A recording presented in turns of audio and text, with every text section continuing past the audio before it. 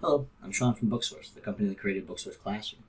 I'll be your guide through a series of videos to help you better understand Booksource Classroom and its many features. And today we're going to talk about the Freshness Analytics Report through Library Lens. Now, we have another video that goes over Library Lens in general, what it all means. We also have a video about what Booksource Verified books means. So please check out those videos first before you look into this one, and you'll have a better understanding of what I'm going to show you now. But for now, if you've already seen those, let's just jump right in. So on the left-hand side, under Library Lens, you're going to have Freshness. If you're on a mobile device or something, this will also be under that main menu as well. So if you go ahead and click on Freshness, this is what you're going to see. Now, in my library, I'm doing a good job of keeping my library fresh. 33% of my titles are fresh and new.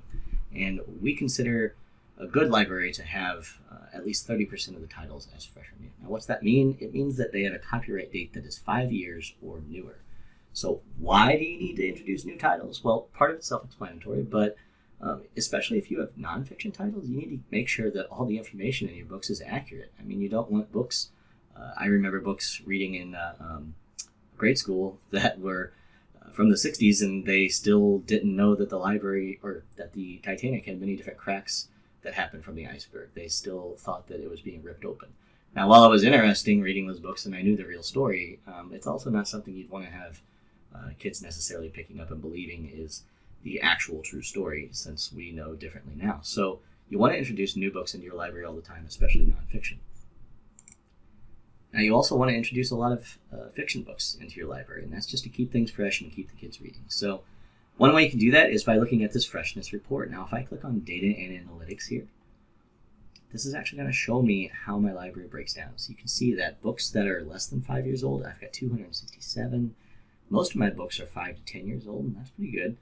And then 11 to 20 here, and then so on and so forth, all the way down. And I've got 5 books that we don't know of the copyright date. Now, even though these books are Booksource verified, we can only get so much information from the publisher. And sometimes publishers don't tell you what the copyright date is of a book at all. And so those are going to be those books that are unknown. Again, this is only going to look at Booksource verified books, since this is part of Library Lens, this report. And so this is not looking at any books that are not recognized by Library Lens or are not Booksource verified. And we covered that in that Library Lens video, but again, right here, if I click on the overview, this will show me how many books are verified and what percentage of books it's looking at. So using this freshness chart here, I can actually print this out and get it to an administrator if you're trying to make an argument for more books or you just want to keep it for safekeeping. Issues and improvements, you can print this page just like you can any other page in Booksource Classroom. So I hope that this helps you understand how the freshness page works and how the freshness chart works. And thanks for taking the time to learn about it. I also want to thank you for taking the time to learn about Booksource Classroom in general, and be sure to check out the other helpful videos that we have in this channel.